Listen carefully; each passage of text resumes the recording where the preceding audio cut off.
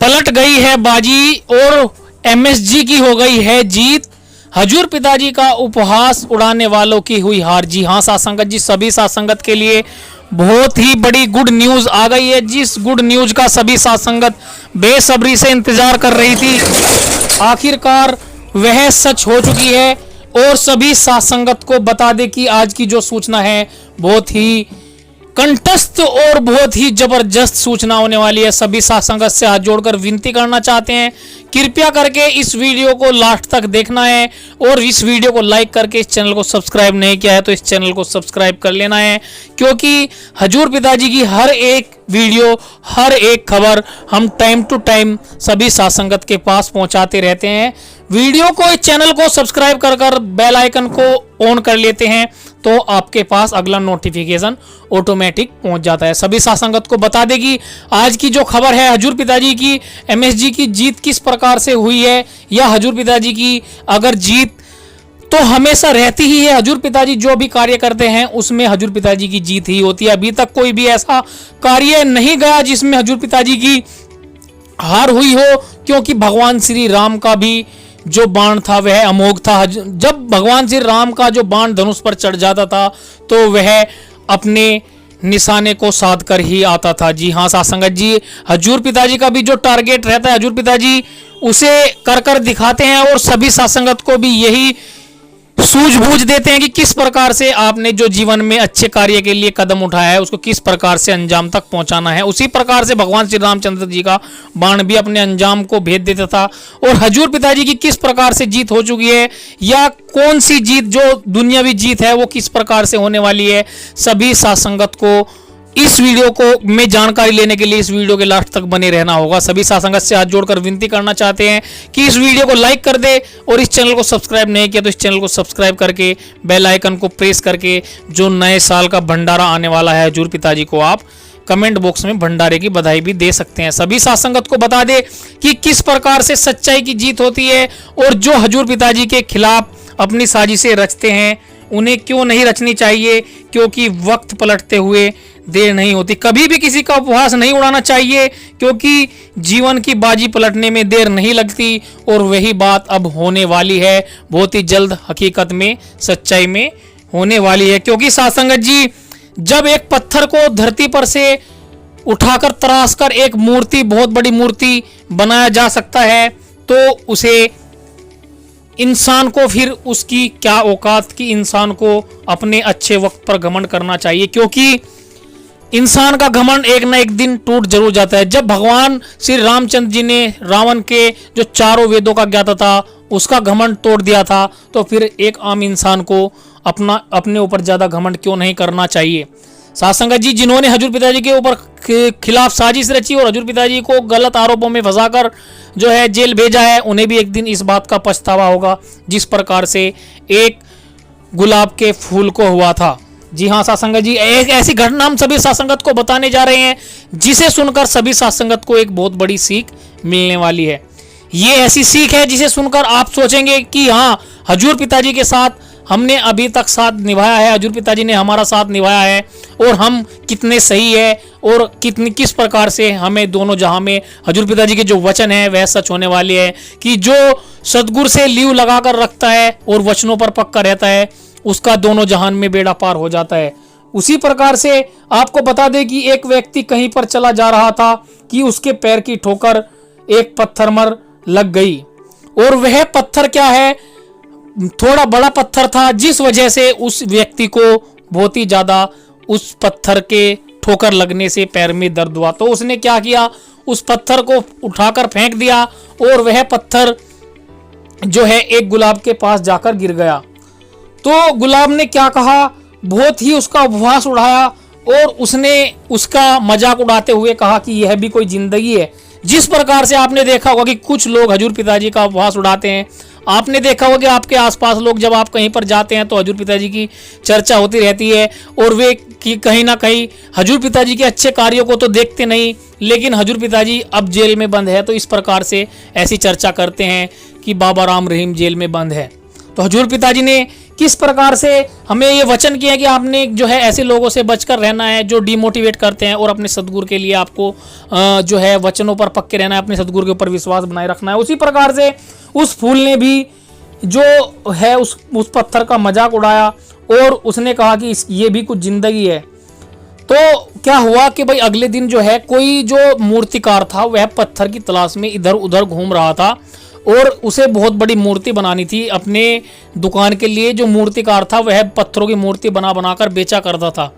तो हुआ क्या कि वो जो है जैसे पत्थरों को ढूंढता फिर रहा था, तो वो उस पत्थर के पास ही आ गया जिसको जो है ठोकर लगी थी, जिस पत्थर को, एक व्यक्ति की, और उसने उस पत्थर को उठाकर गुलाब के पास फेंक दिया था।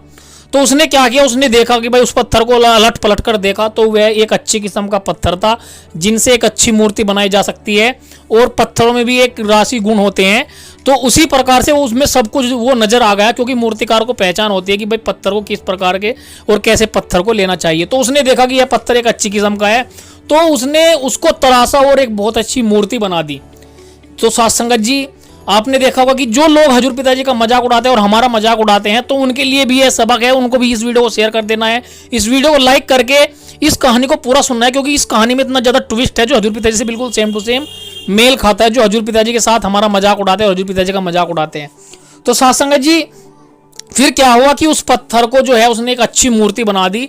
अब हुआ क्या, उससे अगले दिन ही एक जो बहुत बड़ा सेठ था वो जो है मंदिर बना रहा था उस जिले में जहां पर भी वे रहते थे, बहुत बड़ा मंदिर बना रहा था।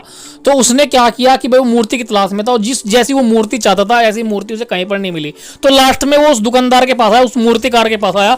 तो जैसी वो मूर्ति चाहता था तो वो क्या कि उसे बिल्कुल सेम टू सेम वो मूर्ति मिल गई। और क्या है, वो उस पत्थर में जो किस्म थी वो बिल्कुल सेम टू सेम ऐसी मैच खाती थी जो किसी बड़े महान पंडित ने बताया था, जो मंदिर की स्थापना हो रही थी। अब हुआ क्या कि उसने उस मूर्ति को खरीद लिया और उससे सबसे बड़ा मंदिर में स्थापित कर दिया। तो जो है कि भाई फिर क्या हुआ कि अगले दिन जैसे पूजा हो रही थी, तो उस पूजा में जैसे फूल लाने थे, तो देखा कि वो उसी फूल को तोड़कर जो जिन्होंने पूजा की जब उसकी स्थापना हुई, तो उस फूल को लाकर वहां मंदिर पर रख दिया। अब मंदिर ने देखा कि ये तो वही पत्थर है।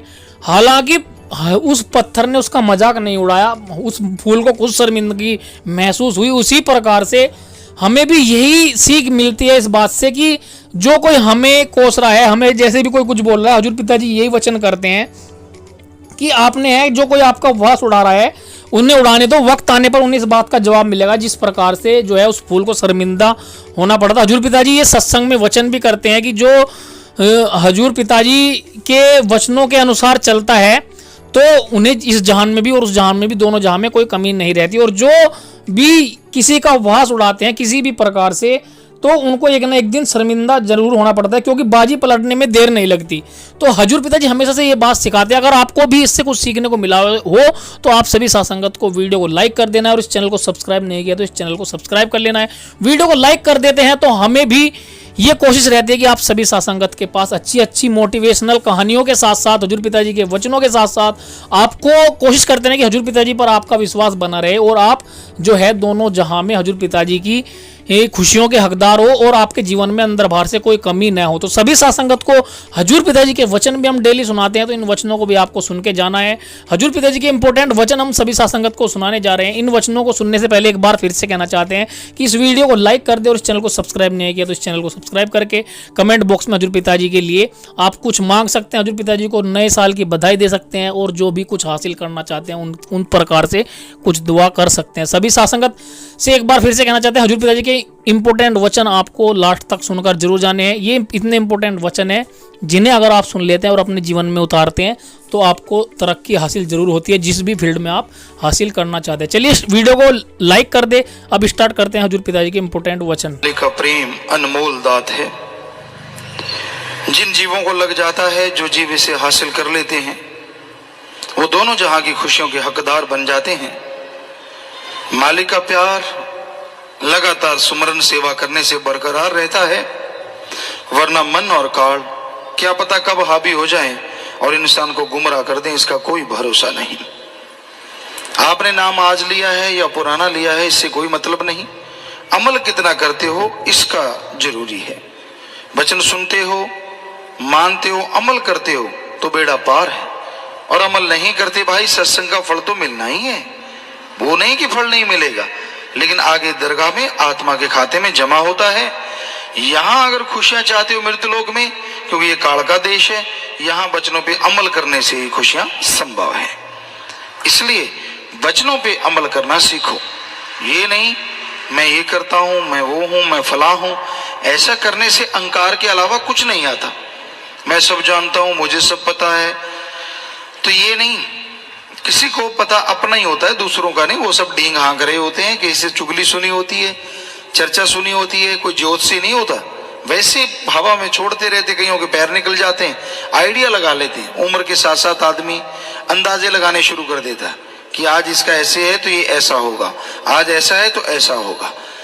तो सामने वाला सोचता है यार भक्त है, ये वाकई जानी जान है। ये नहीं पता कि कोई भक्ति भुक्ति नहीं होती, ये सब एक दिमागी चाल होती है, समझदारी होती है थोड़ी सी, किसी के अंदर होती, किसी के अंदर नहीं होती। लेकिन हमारा यहाँ कहने का मतलब, मन के हत्थे ना चढ़ो, सुमरन करो, सेवा करो, ताकि प्रेम जैसे लगाया उससे कई गुना बढ़ चढ़ के आगे बढ़ सके। तो मालिक का प्यार, मालिक की खुशियां उस इंसान को जरूर मिलती हैं जो वचनों पे अमल किया करते हैं। सो वचनों पे अमल करना सीखो। कुएं के पास प्यासा जाता है, प्यासे के पास कुआं नहीं आता। लेकिन ये कहावत रूहानियत में उल्टी भी हो सकती है। प्यासा अगर ज्यादा तड़फे, साधक अगर पूरा हिम्मत से प्यार मोहब्बत से सुमन करे और तड़फे, लगन से तड़फे, तो सदगुरु मालिक को दर्श दीदार देने ही पड़ते हैं। पर वैसे ये कहावत सही भी है कि कुएं के पास प्यासे को जाना पड़ता है, यानी सुमन तो करना ही पड़ता है, सेवा करनी ही पड़ती है, वचनों के ऊपर अमल करना ही पड़ता है, तब जाके मालिक की दया में रहमत होती है। कई बार हमने देखा है, कितना ही समझा लो जीवों को, ये काम ना करो, वो काम ना करो, आपके लिए अच्छा नहीं, वो इग्नोर करते हैं और बड़ा धड़ल्ले से हमें दिखाते हैं कि देखो मैं इग्नोर कर रहा हूं। कई ऐसे भी होते हैं। हमने कोई गुस्से थोड़ा ही ना होना है, चाहे हमारे मुंह पे गाली दे दो, दे के देख लो। हमने तो दुआ करनी है कि मालिक भला कर, ठीक है वचन मान लो, क्योंकि हमारा तो कोई वचन नहीं, अल्लाह वाहिगुरु राम का वचन है। अब माइक तो कुछ नहीं बोल रहा, हम बोल रहे हैं तो ये बोल रहा है। हम तो माइक की तरह हैं, जैसा सदगुरु मालिक ख्याल देता है, आपको वचन कह देते हैं, मान लिए तो जन्मों जन्मों की मैल उतर जाती, ना मानो भाई मैल धोते रहो सारी उम्र। और जब दुख आता है, परेशानी आती है, वो एकदम से आती है, बता के थोड़े ना आती है। और जब वो आ जाती है फिर इंसान तड़फता है, परेशान होता है, फिर कहता है ये कैसे हो गया, मैं तो मालिक का था। मालिक का था या सिर्फ दिखावा था? क्योंकि जो मालिक को हो जाते हैं वो कभी भी दीनता नम्रता का पल्ला नहीं छोड़ते, सेवा सुमन को कभी छोड़ा नहीं करते। सो लगातार सुमन करो, ताकि मालिक से जो प्यार लगा है वो कई गुना बढ़ चढ़ के बढ़े और ओढ़ निभ जाए, और दोनों जहां की खुशियों के हकदार आप बन सको। तो सच्चे मुर्शिद कामिल का रहमो करम जो आज बरस रहा है, पहले से वचन दिन दुगनी रात चौगनी बरसेगा और बरसता ही जाएगा, बढ़ता ही जाएगा। और वो वाकई सच, ये प्रेम रूहानी जाम पहले किसी के ख्वाबों में नहीं था, लेकिन बेपरवाज ने पहले लिख रखा है कि नाम का नशा वो ही जाने प्याला पिया प्रेम के जाम का। मालिक से प्यार करें, रूहानी जाम प्यार बढ़ाता है, खुशियां लौटाता है, गम चिंता परेशानियों से हटाता है। और जब चारों तरफ से ध्यान हट जाता है तो नेचुरली मालिक की याद में ध्यान लगेगा। सो जानता वो है जो सच्चे दिल से मानता है, दृढ़ विश्वासी, दृढ़ यकीन के साथ मान लेता है कि भाई पीर फकीर जो बात कहते हैं, वचन कहते हैं, वो कोई मान बढ़ाई के लिए तो कहते नहीं, अपनी इज्जत शोहरत बढ़ाने के लिए तो कहते नहीं। उनका तो काम सच कहना है, सच पे चलाना है और सच से जोड़ना है। जो सुन के वचन अमल कर लेते हैं वो मालिक की दया में रहमत से जुड़ जाया करते हैं, और जो अमल नहीं करते वो खाली रह जाते हैं। इसलिए प्रभु के नाम का सुमरन करो, भक्ति इबादत करो, उसका नाम खुशियां देता है। और सबसे निस्वार्थ भावना से प्यार करो, किसी का दिल ना दुखाओ। रूहानी जाम, जामे इंसान, वो भी जरूर पियो, ताकि आपका बुद्धि विवेक जो गम चिंता टेंशन बीमारियों में फंसा है उससे निकल जाए और मालिक की तरफ निरोल प्यार जाग जाए। तो तो ये आपके हाथ में है, आप नाम जाम पे कितना विश्वास रखते हैं। अगर दृढ़ विश्वास के साथ अमल करोगे तो बेड़ा पार होगा, अमल नहीं करोगे तो भाई खाली रह जाओगे। तो दृढ़ विश्वास करो, सुमरन करो, सेवा करो, मालिक कमी नहीं छोड़ता। जरूर अंदर की सफाई होती है और मालिक की दया में रहमत के काबिल इंसान बन जाता है। नशे तो दुनिया में बहुत सारे हैं, तरह तरह के नशे हैं, तरह तरह के वो नशे जो दिखने में नहीं आते, सूक्ष्म नशे, तन का नशा, धन का नशा, मन का नशा, ऊंची जात का, किसी बात का, गुण का नशा कि मेरे में ये गुण है बाकी तो दुनिया में है ही नहीं, मुझे ये चीज आ गई बाकी तो कोई जानता ही नहीं, इत्यादि इत्यादि। ऊंची जात, मेरा ऊंचे घराने जन्म हो गया, ऊंची जात है भाई, सब लोग सलामें करते हैं, मैं किसी से कम थोड़े ना हूं। धन का नशा, थोड़ा पैसा आ गया, अच्छी गाड़ियां, मोटर गाड़ियां आ गई, लोग सलाम करने वाले मिल गए और अहंकार चढ़ता ही जा रहा है कि नहीं आदमी तो मैं हूं बाकी तो कीड़े मकोड़े। भूल जाता है कि रावण के तो नौकरों के पास भी आज धनवान आदमी से भी शायद ज्यादा धन था, क्योंकि उसके कमरा जो था नौकरों का वो पूरा गोल्ड का बना हुआ था। अब जरा सोचिए, जिसके मकान सोने के हों, चम्मच चांदी के हों, उनके नौकर अगर ऐसे हैं तो उस मालिक के पास कितना दौलत होगा। यानी रावण के पास क्या दौलत थी वो कहने सुनने से परे है, पर उसने अहंकार किया, सब कुछ लुट गया। इसलिए धन दौलत जमीन जायदाद का अहंकार ना करो, मालिक की दात समझ के शुक्राना करो कि मालिक धन्य है, तूने हमें इस काबिल समझा, दया में रहमत कर दी, उसका शुक्राना करते रहो, धन्यवाद करते रहो, कभी चूको ना, कभी भूलो ना। दांतों में फंस के दातार को ना भूलो। साजो सामान दुनियावी मिल गया, पागल ना बनो। ये मत सोचो कि आप बहुत कुछ हासिल कर चुके हैं, यही सोचो कि मुझे मालिक ने दिया, मालिक देने वाला है, मैं उसका धन्यवाद शुक्राना कैसे करूं, ताकि आने वाली और परेशानियां, आने वाले और गम, आने वाली और चिंताएं दूर हो जाएं और हम मालिक की दया में रहमत के काबिल बन जाएं। तो जो जीव वचन सुन के अमल किया करते हैं वही मालिक की दया में रहमत पाते हैं। मजाजी शराब के मटके हजार, प्रेम की घूंट बराबर नहीं। दुनियावी शराब कितनी भी हो, अल्लाह वाहिगुरु की एक घूंट की बराबरी नहीं कर सकती। कहीं शस्त्रादि प्रेम के जाम के कुछ भी समझो बराबर नहीं। मालिक के प्यार मोहब्बत का जाम, उसका मुकाबला कोई चीज नहीं कर सकती। बेपरवाह जी फरमाते हैं, आपस में प्यार, मालिक से प्यार हो, सच्ची तड़फ लगन हो, तो वो जीव आत्मा मालिक के बहुत नजदीक पहुंचती है और दया में रहमत से अंदर बाहर से लवरेज होती है। तमाम खुशियां मिलती है, गम चिंता परेशानियां मिट जाती हैं और परमानंद की प्राप्ति होती है, जिसके सहारे हर दिन बहार की तरह गुजरने लगता है। तब इंसान का करने वाला कार्य कौन सा है? सारा दिन दौलत के लिए, रुपए पैसे के लिए मारो मार करता फिरता है। क्या यही है इंसान का काम? क्या यही इंसानी फर्ज है, कर्तव्य है? हमारे धर्मों में बताया है, दिन रात इंसान काम धंधे में उलझा हुआ है, दिन रात इंसान माया माया पुकारता रहता है। माना कि जीने के लिए दौलत जरूरी है, पर दौलत के लिए जीना कोई जिंदगी नहीं है। जीने के लिए कमाओ, पर कमाने के लिए अगर जीने लग गए तो कोलू वाले बैल जैसी हालत होगी। पहले उसे कोलू पे जोते हैं, आखिर में नहीं सही चलता तो दोनों आंखों के साइड में पट्टी सी बांध देते हैं कि सीधा देख, सीधा चल। वो और तरफ देखता ही नहीं, देखने ही नहीं देते उसे। घूमता रहता है, लाठियां खाता रहता है और आखिर में मर जाता है। बुरा हाल होता है, सारा दिन चलना पड़ता है, सारा टाइम चलना पड़ता है। तो भाई दिन रात खप खप के मरना, कभी दौलत के लिए जी रहा है, कभी मर रहा है, कभी टेंशन है, चिंता परेशानी है, तो कभी थोड़ी टेंशन फ्री हो गया। जिंदगी मौत का ये खेल सारी उम्र चलता रहता है। समय सीमा कम हो जाती है, आदमी जल्दी गुजर जाता है, क्योंकि श्वास जितने तेजी से चलते हैं कुल श्वासों में से उतनी जल्दी खत्म हो जाते हैं। तो गम, चिंता, परेशानी में, डर, भय में श्वास तेजी से चलती ही नेचुरली। इसलिए इंसान ये भूल गया कि उसका करने वाला कार्य कौन सा है।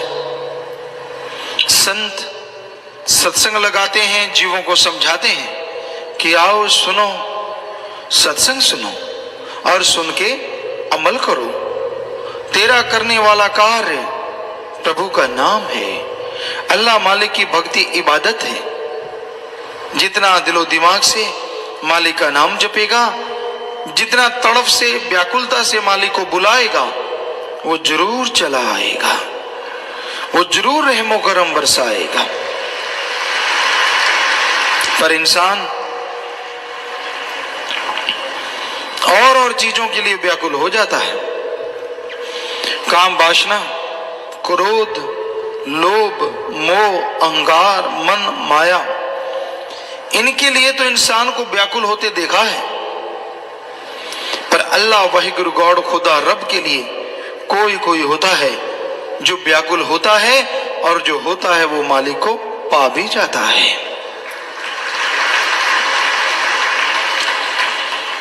मालिक के प्यार में व्याकुलता नहीं होती, बल्कि वो उसकी मोहब्बत होती है। दुनियादारी में आप व्याकुल हो जाते हैं, किसी चीज को पाने के लिए परेशान हो जाते हैं, तड़फ जाते हैं, और वो सामान भी नहीं मिलता तो आप और तड़फते रहते हैं, बेचैनी और बढ़ जाती है। पर मालिक की याद में उसको पाने के लिए अगर तड़फना है, वो भी एक ऐसी याद बन जाती है जो बार बार याद करने से मजा देती रहती है, आनंद देती रहती है। क्योंकि मालिक की याद में अगर तड़फ के दो आंसू भी बहा दिए तो वो आपके पाप कर्मों को धो डालते हैं। पर उसकी याद में वैराग्य आना, ये भी भागों की बात है। उसकी याद में वैराग्य बड़ा ही मुश्किल से आता है, क्योंकि आदमी के ध्यान और जगहों पे उलझे हुए हैं, और जगहों पे फंसा हुआ है। तो अपने विचारों को एकाग्र करो, विचारों को कंट्रोल करो, और सुमरन भक्ति इबादत करो। सुमरन करते हुए अगर विचार एकाग्र है तो मालिक की दया में रहमत के लायक जल्दी बनोगे। वो जिसे प्यार अल्लाह मालिक वाहिगुरु गॉड खुदा रब जिसे प्यार देता है, जिसे खुशियां लुटाता है, कई बार उसे अजमाता भी है। बस अजमाने से शोर मचा के टेंशन लेके अगर भाग गया तो खाली रह गया, और अगर दृढ़ विश्वास रखा नहीं तो यकीनन उसकी झोली में मालिक की दया में रहमत जरूर पड़ती है। तो मालिक का रहमो करम अगर हासिल करना है, उसकी दया में रहमत के काबिल बनना है, तो अपने अंदर के विचारों का शुद्धिकरण करो, अंदर के विचारों को साफ करना है, और ये होंगे सुमरन के द्वारा। चलते, बैठ के, लेट के, काम धंधा करते थोड़ा थोड़ा सुमरन करते रहो, थोड़ी थोड़ी भक्ति करते रहो। थोड़ा किया गया सुमरन भी कलयुग में बहुत काम करता है। पहले के युगों में सैकड़ों साल लोग इबादत करते, तपस्या करते, पूजा करते, तो फल नहीं मिलता था। अब कुछ महीनों में सच्ची तड़प से मालिक को बुलाया जाए तो उसका रहमो करम बरसने लगता है।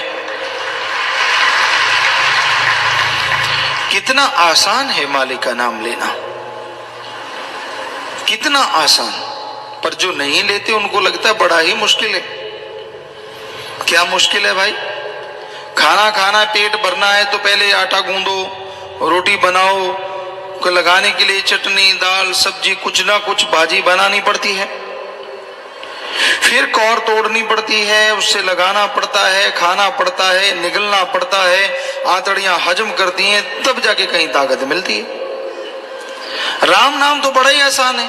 सत्संग में आओ, संत पीर फकीर राम का नाम बताते हैं, अल्लाह मालिक की तरीका समझाते हैं, उसको सुन के अमल कर लो तो भाई आपको कुछ भी करना नहीं। बाद में जीभा मुंह के अंदर है ही ऑलरेडी, विचार दिमाग में चलते ही चलते हैं। तो विचारों से सुमरण कर लो चाहे जीवा से कर लो, जितना कर लोगे उतनी ही दया में रहमत बढ़ती जाएगी। पर ये भागों वाला इंसान मालिक के प्यार मोहब्बत को पा सकता है, जो अपना स्टैंड रखे, जो अपनी जगह पे सही रहे। क्या पता मालिक अजमा रहा हो, पर हमने देखा है अजमाने की जरूरत नहीं पड़ती, थोड़ा समय गुजरता है, आदमी सब कुछ भूल के फिर से वही, जैसे गधे के ऊपर किसी ने लाल बांध दिए, हीरे जवाहरात बांध दिए, बड़ा सुंदर सजा दिया, कुछ देर खुशी हुई कि भाई बड़ा सुंदर लग रहा है, जैसे रस्सा छोड़ा जाके कूड़े करकट के ढेर पे हींकने लगा, आवाजें निकालने लगा और हींगता हुआ सारा कुछ तोड़ दिया और वही माटी में लथपथ हो गया। ऐसा ही होता है, मन बड़ा जालिम है। मालिक रहमो करम बख्श देता है, दया में रहमत बख्श देता है, पर यह गधे की तरह फिर से सब कुछ मिट्टी में मिला देता है। कोई परवाह नहीं करता, कोई कायदा कानून नहीं रखता, बस अपनी एक अलग इमेज बना लेता है, उस इमेज के अनुसार इंसान को गुमराह करता रहता है, भरमाता रहता है, तड़फाता रहता है और कहता है तेरी मन मर्जी अगर पूरी हो गई तो सही है, नहीं तो नहीं। ये थोड़ा ही ना होता है। संत पीर फकीर तो मालिक से दुआ मांगते हैं, दुआ करते हैं। अब करने वाला देने वाला अल्लाह वाहिगुरु राम है, जो सुन के अमल कर लेते हैं मालिक उनकी झोलियां अंदर बाहर से लबरेज कर देते हैं, माला माल कर देते हैं। जो सुन के छोड़ देते हैं वो अपने कर्मों का फल भोगते रहते हैं। तो संत पीर फकीर बात वो कहते हैं जो अल्लाह वाहिगुरु राम उनको कहता है, जो अंदर से मालिक ख्याल देता है। सुनो, विचारो और अमल करो तो बेड़ा पार हो जाता है। तो ये बड़ा ही जरूरी है कि आप वचन सुनो, अमल करो और मालिक की दया में रहमत के काबिल बन जाओ। जो जीव सत्संग में आते हैं वही सुनेंगे और जो सुनते हैं अमल भी वही करेंगे। सुना नहीं अमल कैसे, किस बात पे करेगा कोई?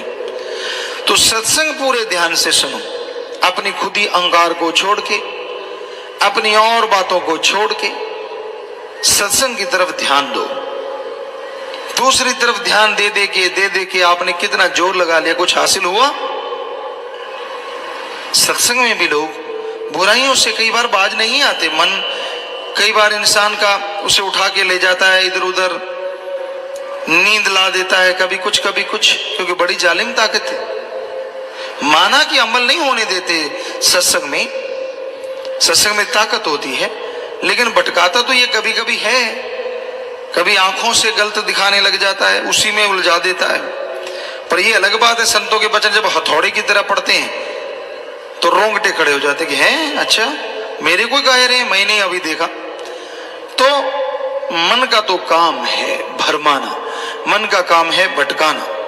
इस जीवों को भरमाता है, भटकाता है और तड़फाता है। इससे लड़ना कलयुग में सच्ची भक्ति है।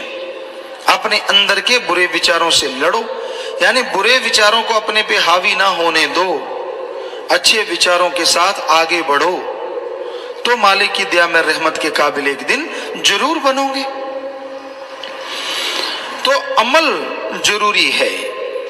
आप कोई भी काम धंधा करते हैं, लोग आके पूछते हैं गुरुजी मैं फलां काम कर लूं।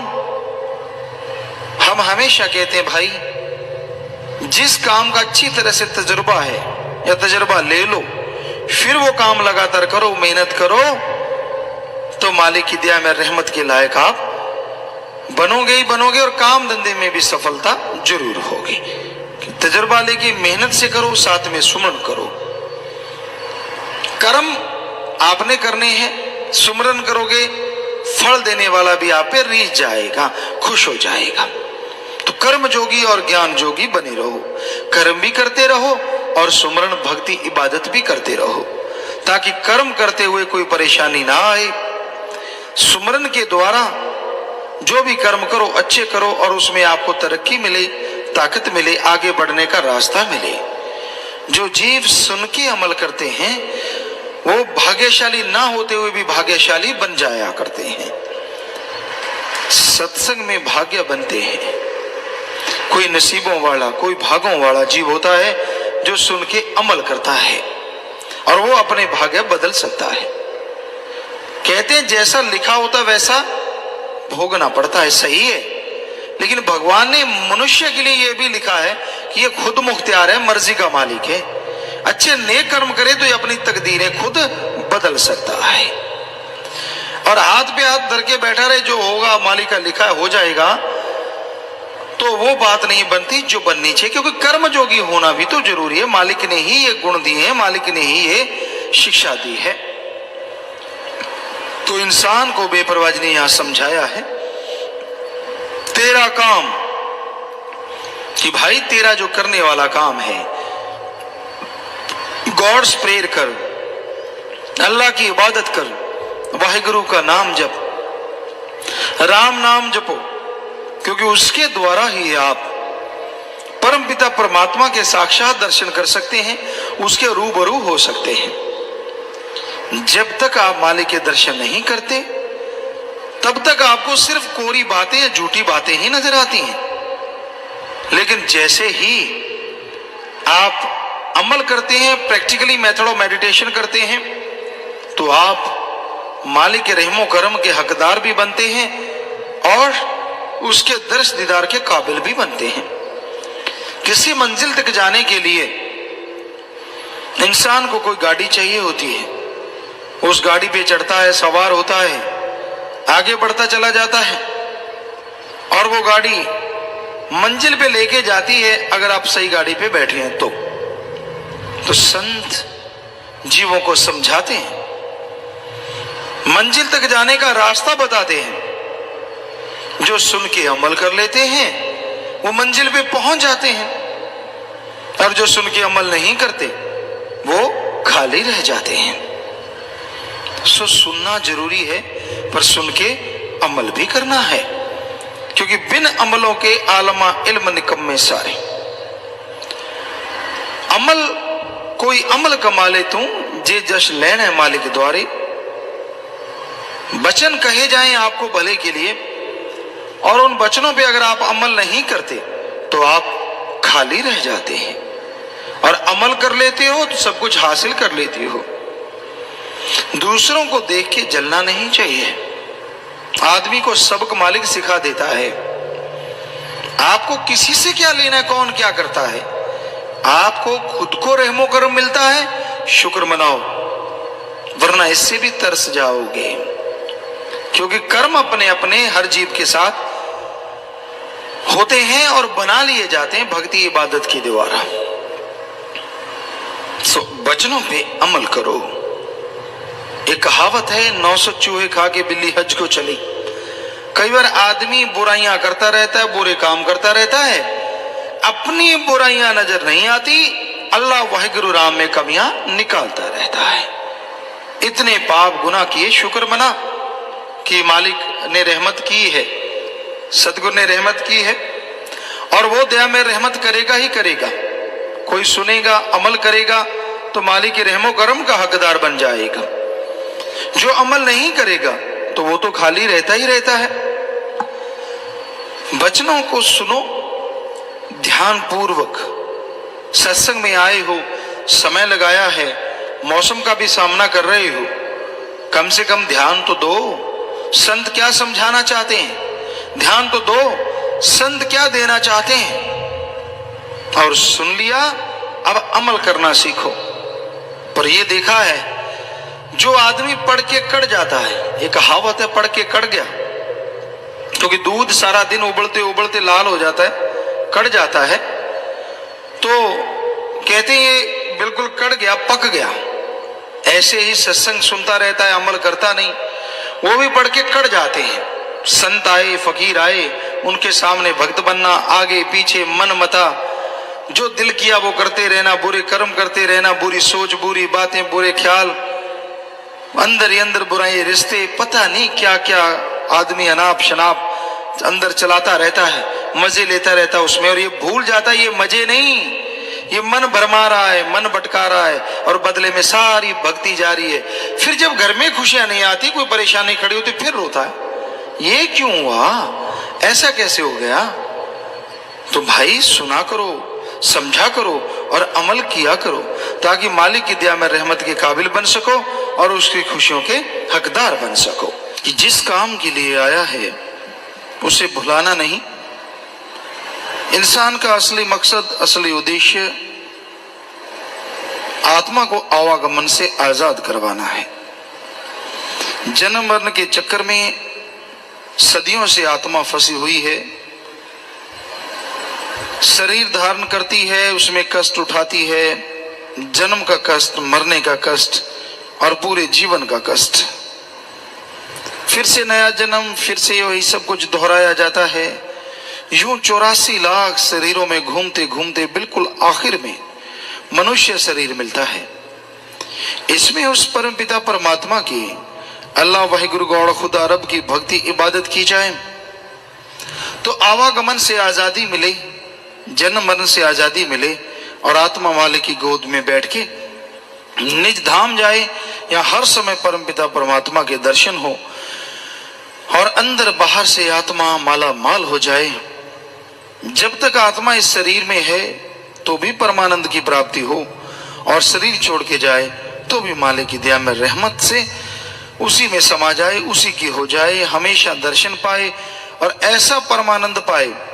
दुनिया में जिस भी चीज से आपको आनंद मिलता है उससे अरबों गुना बढ़ के मालिक के चरणों में आनंद है, नशा है, लज्जत है, स्वाद है। तो ऐसा आनंद आत्मा हासिल कर सकती है। पर आत्मा का अगर खुराक दिया जाए, आत्मा का अगर काम किया जाए, और कामों में जीव जितना फंसता चला जाता है उतना ही दुख कलह कलेश के नजदीक होता चला जाता है, उतना ही परेशानियां, उतने ही दुख तकलीफ इंसान को घेरते रहते हैं। असल में इंसान का अपना ही बनाया जाल इंसान के लिए भारी हो जाता है। जरा सोच के देखिए, जन्म के बाद आपको क्या परेशानी थी। रोते थे, दूध मिल जाता था, टट्टी पेशाब चारपाई पे करते थे, किसी चीज का फिक्र ही नहीं था। जैसे जैसे उम्र बढ़ती गई, फिक्र बढ़ते गए, परेशानियां बढ़ती गई। कभी खिलौनों का चक्कर, तो कभी दूसरे से बड़ा बन के दिखाने का चक्कर, तो कभी दूसरे के सामान को अपने पास लाने का चक्कर। धीरे धीरे उम्र बढ़ी, फिर खेलों में और विषय विकारों में ध्यान जाने लगा। जवानी आई, नादानी पल्ले पड़ गई, विषय विकार काम वासना के अलावा कोई बात अच्छी ही नहीं लगती। बैठता है तो बुरी बात, देखता है तो बुरी बात, अच्छाई में भी बुराई नजर आती है, बुराई में बुराई तो नजर आएगी आएगी, ऐसी उम्र होती है। चलो समय गुजरा, शादी हो गई, बाल बच्चे पैदा हो गए, कुछ देर शादी के लुत्फ उठाया, खुशी मनाई, फैशन किए, ये वो फलां पता नहीं क्या क्या, और जैसे बच्चे हो गए कबीलदारी गले पड़ गई, फैशन तो दूर आंख से मक्खी भी नहीं उठाई गई। फंसता चला गया, धसता चला गया, अधेड़ अवस्था आई, बच्चों का और फिक्र लग गया, कहाँ से कमा के लाके दूं, इनको कैसे बनाऊं, ये बड़े बन जाएं, ये सुखी हो जाएं, इत्यादि इत्यादि इत्यादि। लगा रहा सारी उम्र कोल्हू वाले बैल की तरह। आखिरी उम्र आई, बुढ़ापा आया, रिटायरमेंट हो गई, अब वो शरीर उतना साथ नहीं देता, मन जवान है, शरीर डाउन है, तरह तरह के विचार उठते हैं, बड़ा उछल कूद मचाते हैं, लेकिन क्या किया जाए, शरीर उतना साथ देता ही नहीं। तो उस मन के पीछे लग के चलता है तो कहीं ना कहीं चोट खा बैठता है, चाहे वो आत्मा की चोट है, चाहे मन की चोट है, चाहे शरीर की चोट है। तो इस तरह फंसता चला गया, भूल गया अपना असली काम, भूल गया अपना असली मकसद। असली मकसद इंसान का अल्लाह वाहिगुरु की भक्ति इबादत, वो अगर करेगा तो यहां इस जीवन में भी सुख है। लोग अपना मकसद हासिल करने के लिए, माया के लिए क्या नहीं कर देते। कोई गुरमुखता नहीं, कोई राम नाम नहीं, और समय का फेर है। ऐसा भी समय था, आपको बताएं, हॉस्पिटल की बात ख्याल में आ गई। गुरुसर मोडिया में हॉस्पिटल बना तो कुछ सत्संगी डॉक्टर थे, कहने लगे गुरुजी हम सेवा करना चाहते हैं। बड़ी भावना, बड़ा जज्बा, उन्होंने सेवा शुरू की और हर वचन उन्होंने लिखना, हर वचन को मानना, और ऐसी बेपरवाही का रहमो करम की उनके पौबारा पक्षी जो भी बात मरीजों के लिए करते, सुनते, अमल करते तो बेड़ा पार। ऐसे ऐसे मरीज जो बाहर कहीं से ठीक नहीं होते थे उस हॉस्पिटल में ठीक होने लगे, और उन डॉक्टरों की तनख्वाह नाम मात्र, सबसे आपको हैरानी की बात बताते हैं, उस समय उनके बराबर के डॉक्टर उनसे 3 गुना लेते थे, वो 1 गुना लेके भी इतने सुखी, इतने शांत, घर में इतना प्यार, इतनी मोहब्बत, कहने सुनने से परे। पर उस समय को काफी समय हो गया, युग बदल गया, आज का जो कुछ और है। आज तो माया के यार हैं, सेवा का तो बहुत लोगों के कम के अंदर जज्बा है। जिधर माया ज्यादा दिखी उधर ही लार टपक गई। भूल जाते हैं कि जो देने वाला अल्लाह वाहिगुरु राम है, उसके लिए अगर कुछ करेंगे तो वो आत्मिक शांति मिलेगी जो अरबों रुपए लेने से भी नहीं मिल सकती। तो हमारा कहने का मतलब किसी का दिल दुखाना नहीं, ये नहीं कहना कि तनख्वाह क्यों या कैसे। हमारा तो बताने का मतलब जब आदमी सेवा करता है उस जिंदगी को देखे और बाद की जिंदगी को देखे।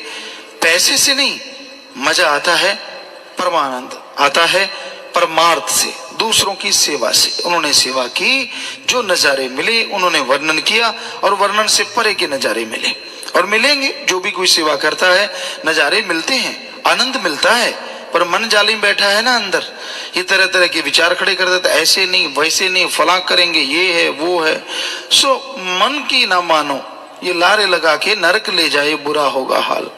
मन जालिम है।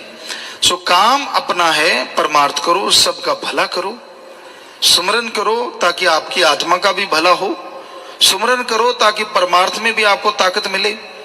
सेवा आप तभी कर पाओगे अगर अंदर से आत्मा को ताकत मिलेगी। आत्मा अगर कमजोर है तो मन हावी रहेगा। दुनियावी यारियां, दुनियावी विषय विकार, दुनियावी बातें वही सब भाती रहती, मालिक की तरफ ध्यान नहीं आता। एक दूसरे से लड़ाई झगड़े, क्योंकि अंदर काम वासना भड़कती है, ईर्ष्या नफरत भड़कती है, बुरे विचार भटकते हैं और आदमी मालिक से दूर होता चला जाता है। तो अपने आप को कंट्रोल करना सीखो, अपने विचारों को काबू लाना सीखो। सुमरन के द्वारा काबू आएंगे, सुमरन के द्वारा परमार्थ की राह पे आप चल पाएंगे। सुमरन ही है जो भले की बात सोचता है, सुमरन ही है जो इंसान को स्वार्थी से परमार्थी बना देता है। और धन्य वो माँ बाप जिनके बच्चे परमार्थ करते हैं। स्वार्थ तो सारी दुनिया करती है, उसमें धन्य करने वाली कौन सी बड़ी बात। धन्य तो वही कहलाएंगे स्वार्थ छोड़ के जो परमार्थ करते हैं। अपने लिए करोगे करो, वो फर्ज है, बच्चों के लिए कमाओ फर्ज है। जिनके बाल बच्चे हैं, जो है ही ऊंट की पूंछ की तरह, ना बाल बच्चा ना कुछ और, ना फिक्र ना पाका, उसका काम तो सुमरन और सेवा होता है। इन दोनों को छोड़ के जब भी वो भटकते हैं, अपने को दुखी, परिवार को दुखी करते रहते हैं। तो इन दोनों में दिल लगाओ, सेवा करो, सुमरन करो और परमार्थ करो। जो घर गृहस्थ में है वो थोड़ा स्वार्थ में ध्यान दें कि जब भी परमार्थ से फुर्सत मिलती है मेहनत करो, हक हलाल कड़ा परिश्रम दशा नवादी कृत करो, तो मालिक उसमें भी कई गुना बरकत डाल देता है और परिवार वाले भी खुश और मालिक भी खुश रहता है। सेवा के लिए समय जरूर निकालो। 6 दिन आप पर चलो स्वार्थ करो, बहुत बड़ी बात है। 1 दिन ही परमार्थ कर लो, बहुत बड़ी बात है। तो इस तरह से अगर 1 दिन नहीं, महीने में 4-5 दिन इकट्ठे, 4 हफ्ते, तो 4 दिन तो बनते ही हैं। आप वो समय लगा दीजिए परमार्थ में, बारी बारी से लगा दीजिए। परिवारजन को सेवा का मेवा जरूर मिलता है, भयानक कर्म कट जाते हैं। आदमी को जब जिंदगी मिल जाती है उसका बदला वो किसी चीज से चुका नहीं सकता। हालांकि मन प्लानिंग करता है, ऐसे करेंगे फिर ऐसे करेंगे फिर ऐसे करेंगे, पर अगर जिंदगी खत्म हो जाती उस पॉइंट पे तो क्या करते। मालिक जिंदगी बख्शने वाला है, इसलिए उसके नाम जो जिंदगी लगा देते हैं, ऐसे माँ बाप धन्य करने के काबिल होते हैं जिनकी ऐसी औलाद पैदा हो। इस कलयुग के समय में मन इंद्रियां बड़े फैलाव पे हैं। इंसान सोचता कुछ और है, हो जाता कुछ और है,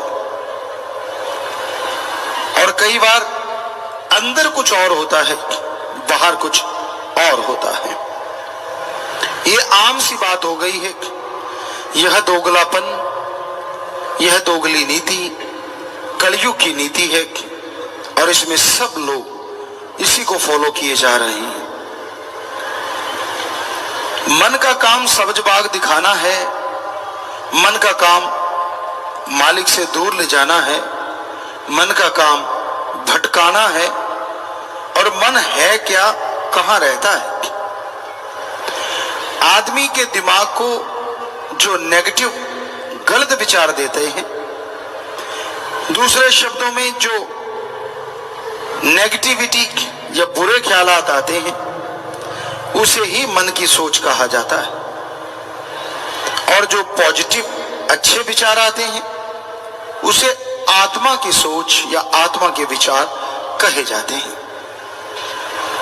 इस कलयुग में नेगेटिविटी चारों तरफ फैली हुई है। आप छोटी सी बात देख लीजिए, करने जाते हो तो कहीं ना कहीं ये मन में भय पहले आ जाता है कि मैं ये करूंगा कहीं फेल ना हो जाऊं, कोई नुकसान ना हो जाए, कहीं गलती ना हो जाए, ऐसा हो जाएगा वैसा हो जाएगा, ये हो जाएगा वो हो जाएगा। यानी नेगेटिव थॉट पहले आते हैं और पॉजिटिव विचार आने का नाम ही नहीं लेते जल्दी से। तो पॉजिटिव विचार क्यों नहीं आते? क्योंकि ये कलयुग है और यह मन का बोलबाला है और मन कभी भी किसी को अच्छे विचार आने नहीं देता। हर समय बुरी सोच, हर समय गलत सोच इंसान के अंदर चलती रहती और उसी वजह से इंसान परेशान रहता है, दुखी रहता है। इंसान सुखी रह सकता है, इंसान नेगेटिव थॉट को खत्म कर सकता है, पर अगर यह सुमरन करे और सेवा करे। कितने भी बुरे विचार आ गए, 5 मिनट भी अगर आपने सुमरण कर लिया, आए हुए बुरे विचारों का फल आपको नहीं मिलेगा। दूसरे शब्दों में आपकी जिंदगी पे उसका असर नहीं होगा।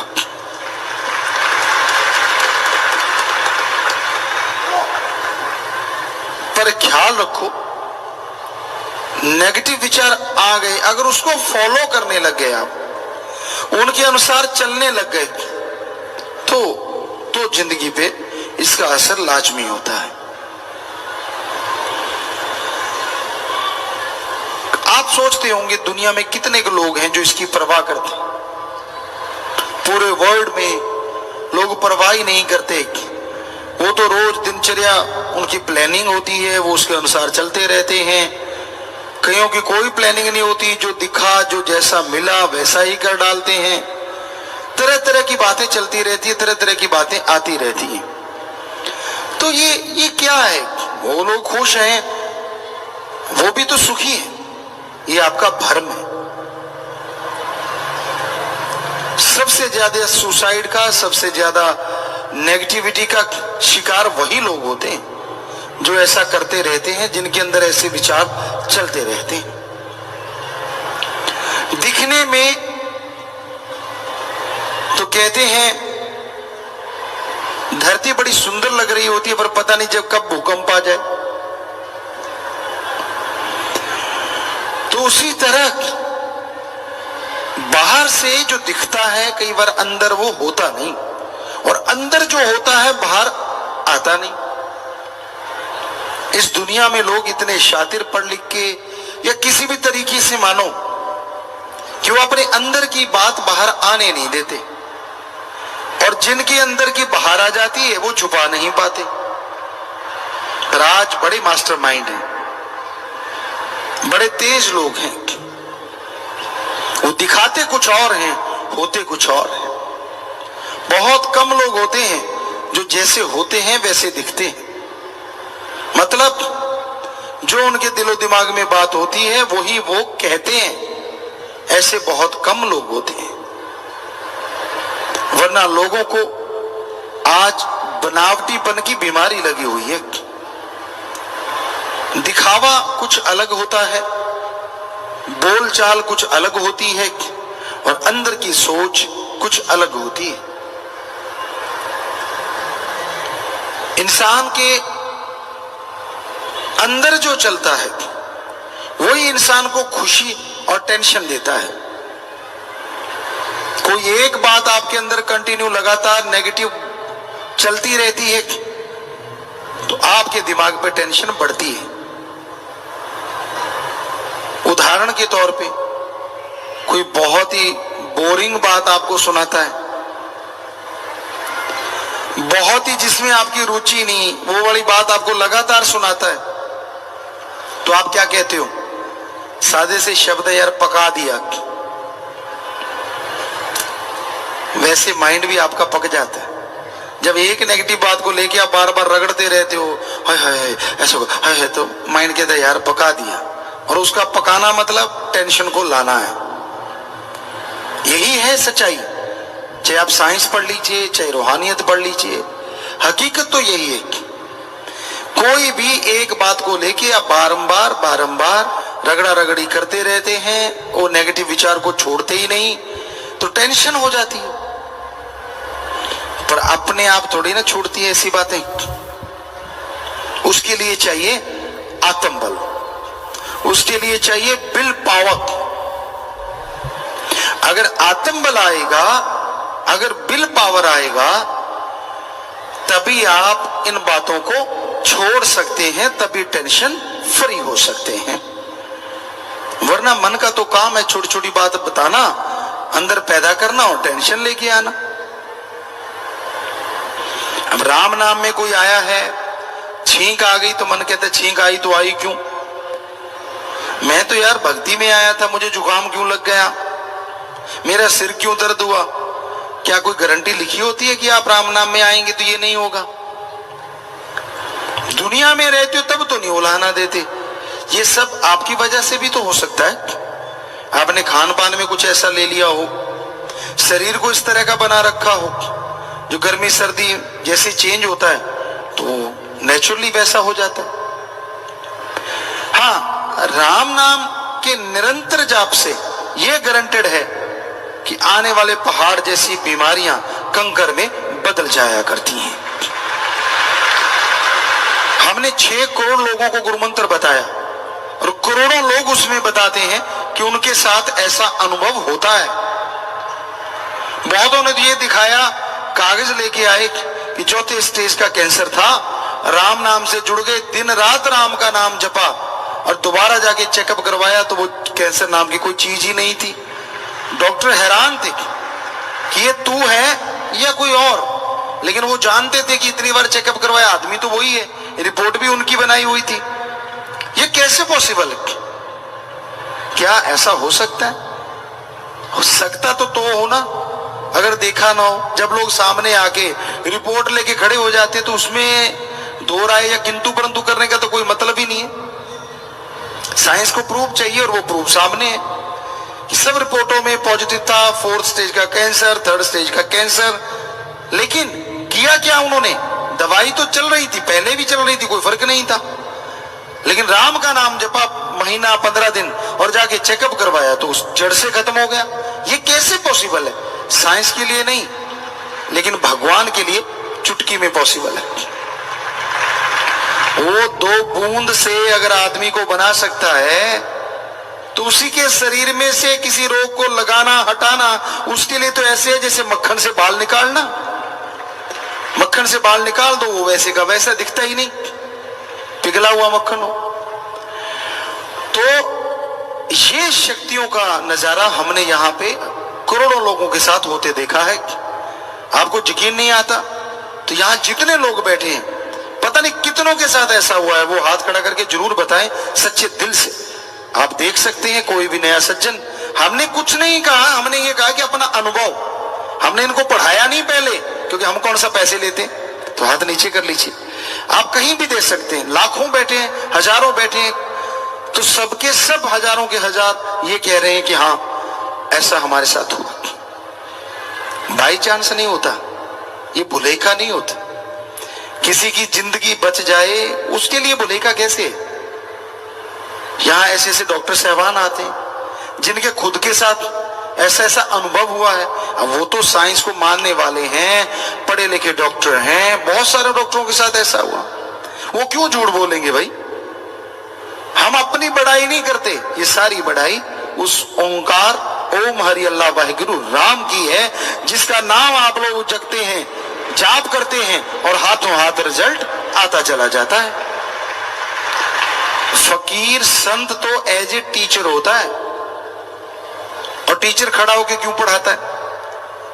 उसकी वजह होती, क्यों? क्योंकि अगर वो खड़ा नहीं होगा तो पीछे बच्चों को दिखेगा नहीं, और जब तक पर्वत वाला दिखता नहीं है लोग देखना चाहते हैं, तो इसलिए ऊंची जगह पे बैठ के हमें बोलना पड़ता है। वरना हम में ऐसा कुछ नहीं है कि हम आपसे ऊंचे बैठे हैं, हम तो आपकी जुतियों में भी बैठने को तैयार हैं, हम तो चौकीदार हैं भाई।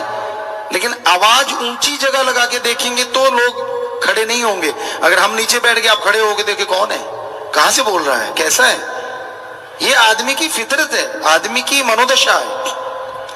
तो इसलिए, और दूसरा कारण पवित्र रामायण में लिखा है एक जगह, कलयुग में कोई राम नाम में आगे बैठेंगे, उस समय भगवान जी वहां हर किसी को कृपा दृष्टि से नवाज रहे होंगे। तो हम ऊंचे इसलिए भी बैठते हैं कि भगवान जी भी दिखे और आप लोग जो कलयुग में इस राम नाम में बैठे आप भी हमें दिखे। कई वजह होती है और कोई ये नहीं, मान बढ़ाई का कोई चक्कर नहीं है। तो सत्संग में चल के जब आप लोग आते हो, ध्यान से सुना जरूर करो। आदमी के दिमाग की शक्ति बड़ी जबरदस्त है।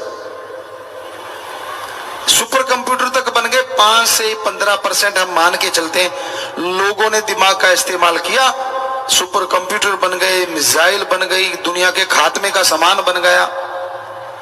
कहीं 50% तक ग्राफ चला जाए तो जिंदगी जीने का बहुत ही आसान और बहुत ही आरामदायक पहलू सामने आ जाए और हर कोई जिंदगी आराम से खुशी खुशी व्यतीत कर सके और बेगम हो जाएगी।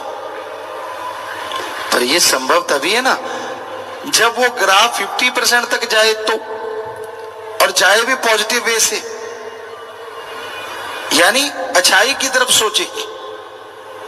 और यह संभव तभी है जब आत्म बल बढ़ेगा, विल पावर बढ़ेगा, और आत्म बल बढ़ता है प्रभु का नाम लेने से। जब तक आप प्रभु के नाम का सुमरण नहीं करते, जब तक आप उसके नाम का जाप नहीं करते, तब तक आपका विल पावर नहीं बढ़ता, क्योंकि विल पावर आत्म बल इंसान के अंदर होता है, बाहर से खरीदा नहीं जा सकता। आप सबके अंदर आत्म बल और माइंड की 100% पावर है, कौन कितनी इस्तेमाल करता है ये अलग बात। एक सज्जन था और उससे पूछा गया, सीधा साधा जमींदार था, कि भाई तू ये बता, दिमाग की कीमत चुकानी हो तो कैसे चुकाएगा? तो वो सीधा साधा था, कहने के बता, कहता पूछो। कहते बहुत बड़ा ऑफिसर है, बहुत लोग नीचे काम करते हैं, सारी कंपनी की जिम्मेवारी है, कितने, अगर 100 रुपए में माने कितने रुपए देगा? कहता उसको मैं 50 रुपए दे दूंगा। कहता एक प्रवक्ता है या वकील है या बोलने वाला सज्जन है तो बोलता ही रहता है, कितने देगा? कहता उसे मैं 25 रुपए दे दूंगा। कहता यार एक इंसान ऐसा है जो बहुत काम तो करता है, बोलता कम है, लेकिन ज्यादा काम ऐसे नहीं करता, उसको कहता उसको 75 रुपए दे दूंगा।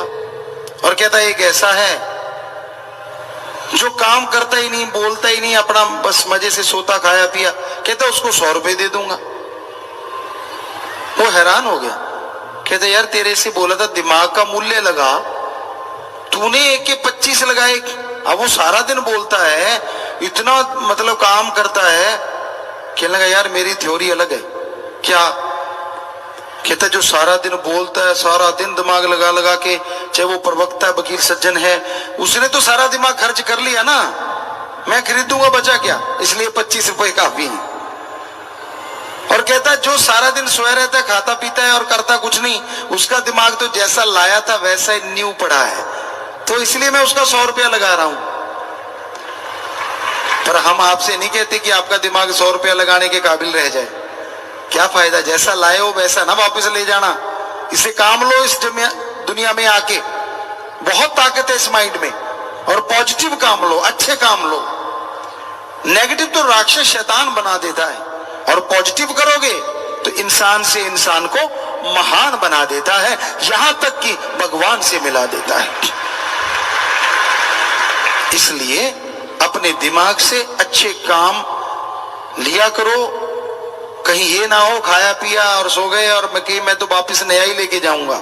ये गलत है, ये सही नहीं है। वो तो हंसने की एक बात थी। जितना इससे इस्तेमाल में लाओगे, जितना इसे काम लोगे, उतना ये आपके लिए और बढ़ता जाएगा और काम आता रहेगा।